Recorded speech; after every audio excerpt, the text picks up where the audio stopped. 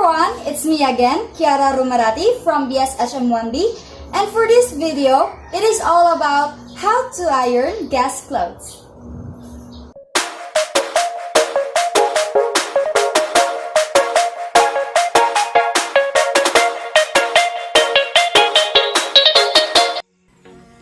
First of all, prepare all the needed equipment like iron board, plastic or parchment paper, which is used to cover the finished product, and tray or basket.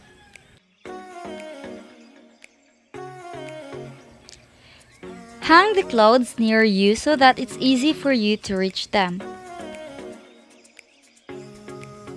Always program the temperature of the iron with consideration of the fabric in which the shirt is made.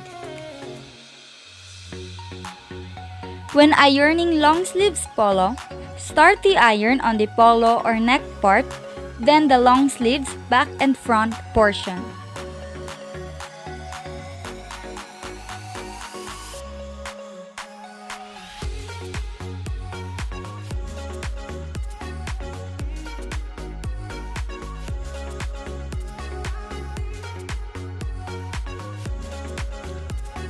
Make sure to include the shoulder portion and then the back, front, and lower part of the shirt.